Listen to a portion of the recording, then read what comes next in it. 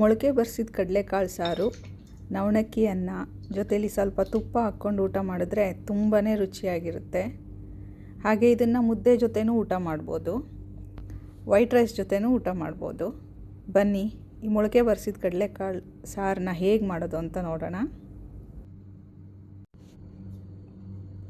ಮೊಳಕೆ ಬರಿಸಿರೋ ಕಡಲೆಕಾಳಿನ ಸಾರು ಮಾಡ್ತಾಯಿದ್ದೀನಿ. ಇದಕ್ಕೆ ನಾನು ಕಡಲೆಕಾಳನ್ನ 2 ಕಪ್ಪಷ್ಟು ಕಡಲೆಕಾಳನ್ನ ಒಂದಿನ ರಾತ್ರಿ ಪೂರ್ತಿ ನೆನೆಯಕ್ಕೆ ಬಿಟ್ಬಿಟ್ಟು ನೆಕ್ಸ್ಟ್ ಡೇ ಅದನ್ನು ಮೊಳಕೆ ಬರೋದಕ್ಕೆ ಇಟ್ಟಿದ್ದೆ. ಒಂದಿನ ಪೂರ್ತಿ ಮೊಳಕೆ ಬಂದಿದೆ. ಇದು 24 ಗಂಟೆ. ಮೊಳಕೆ ಬರಿಸಿರೋ ಕಡಲೆಕಾಳಿಗೆ ಮಸಾಲ ರುಬ್ಕೊಳ್ಳೋದಕ್ಕೆ ಒಂದು ಚಿಕ್ಕ ಬಟ್ಲಷ್ಟು ತೆಂಗಿನದು ಕಾಯಿ ಮತ್ತು ಬೆಳ್ಳುಳ್ಳಿ ಎಸ್ಳುಗಳು ಒಂದು 8ರಿಂದ 10, ಮತ್ತು ಒಂದು ಸ್ವಲ್ಪ ಕೊತ್ತಂಬರಿ ಸೊಪ್ಪು, 1 ಟೊಮ್ಯಾಟೊ ಮತ್ತು ಒಂದು ಸ್ವಲ್ಪ ಈರುಳ್ಳಿ, ಅದರ ಜೊತೆಗೆ 2 ಟೇಬಲ್ ಸ್ಪೂನ್ನಷ್ಟು ಹುರ್ಗಡ್ಲೆ ಮತ್ತು 1.25 ಟೇಬಲ್ ಸ್ಪೂನ್ನಷ್ಟು ಸಾಂಬಾರು ಪುಡಿ. ನಾನಿಲ್ಲಿ MTR ಸಾಂಬಾರು ಪುಡಿ ತಗೊಳ್ತಾ ಇದ್ದೀನಿ. ಮತ್ತು ನಾವು ರುಬ್ಕೊಳ್ಳಿಕ್ಕೆ 7ರಿಂದ 8 ಒಣಮೆಣಸಿನ್ಕಾಯಿನ ತೊಗೋಬೇಕು. ನಾನಿಲ್ಲಿ 1, 2, 3 ಬ್ಯಾಡಗಿ ಮೆಣಸಿನ್ಕಾಯಿ ಮತ್ತು ಒಂದು 4ರಿಂದ 5 ಗುಂಟೂರು ಮೆಣಸಿನ್ಕಾಯಿ ತೊಗೊಂಡಿದ್ದೀನಿ. ಒಗ್ಗರಣೆಗೆ ಹಾಕಲಿಕ್ಕೆ ಕರಿಬೇವು, ಈರುಳ್ಳಿ ಮತ್ತು ಒಂದು ಆಲೂಗಡ್ಡೆನ ಸಿಪ್ಪೆ ತೆಗೆದು ಹೆಚ್ಚಿಟ್ಕೊಂಡಿದ್ದೀನಿ. ನಾನೀಗ ಕುಕ್ಕರ್ಗೆ ಒಗ್ಗರಣೆಗೆ ಎಣ್ಣೆ ಹಾಕ್ತಾಯಿದ್ದೀನಿ. ಎಣ್ಣೆ ಬಿಸಿ ಆದಮೇಲೆ ನಾನು ಅದಕ್ಕೆ ಸಾಸಿವೆ ಮತ್ತು ಜೀರಿಗೆ ಹಾಕ್ಕೊಳ್ತಾ ಇದ್ದೀನಿ.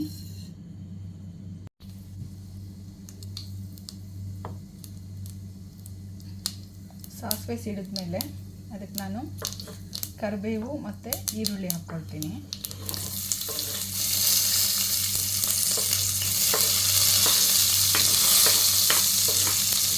ಇದನ್ನು ಸ್ವಲ್ಪ ಫ್ರೈ ಮಾಡೋಣ.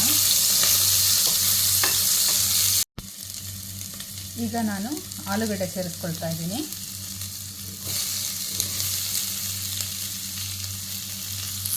ಕಾಲು ಚಮಚದಷ್ಟು ಅರಿಶಿನ ಪುಡಿ ಹಾಕ್ಕೊಳ್ಳಿ.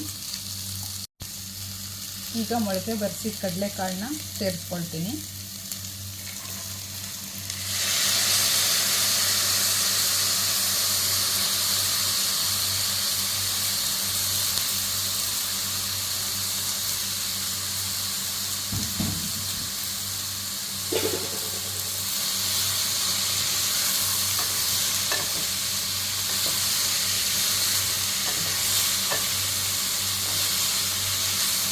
ಒಂದು 2 ನಿಮಿಷ ಈ ಥರ ಹುರ್ಕೊಳ್ಳಿ.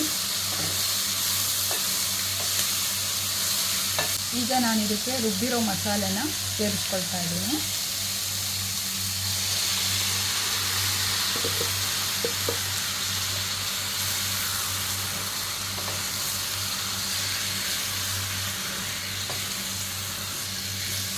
ಇದು ಹಸಿ ವಾಸನೆ ಹೋಗೋವರೆಗೂ ಒಂದು 3ರಿಂದ 4 ನಿಮಿಷ ಬೇಯಿಸ್ಕೊಳ್ಳಿ.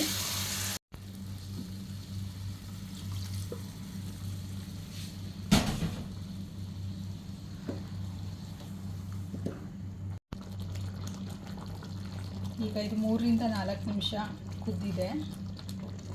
ನಾನು ಇದಕ್ಕೆ ರುಚಿಗೆ ತಕ್ಕಷ್ಟು ಉಪ್ಪು ಸೇರಿಸ್ಕೊತಾ ಇದ್ದೀನಿ.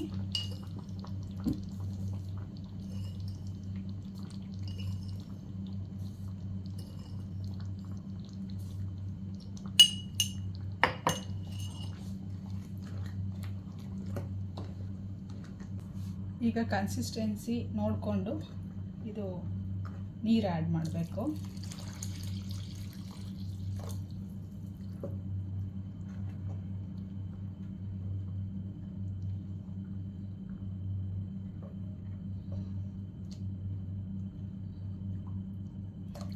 ಮುದ್ದೆ ಮತ್ತು ಅನ್ನದ ಜೊತೆ ಊಟ ಮಾಡಲಿಕ್ಕೆ ನಿಮಗೆ ಎಷ್ಟು ಕನ್ಸಿಸ್ಟೆನ್ಸಿ ಬೇಕೋ ಅದು ನೋಡಿಕೊಂಡು ಅಡ್ಜಸ್ಟ್ ಮಾಡ್ಕೊಳ್ಳಿ. ಉಪ್ಪು ಕಡಿಮೆ ಅನ್ನಿಸ್ತಾ ಇದೆ, ನಾನು ಇನ್ನೊಂದು ಸ್ವಲ್ಪ ಆ್ಯಡ್ ಮಾಡ್ಕೊಳ್ತಾ ಇದ್ದೀನಿ.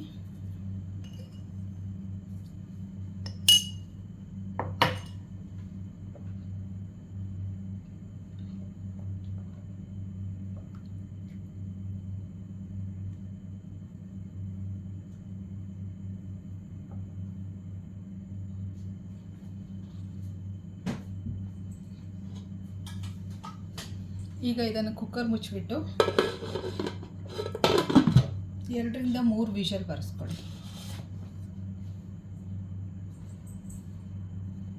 ಈಗ ಪ್ರೆಷರ್ ಬಿಟ್ಟಿದೆ.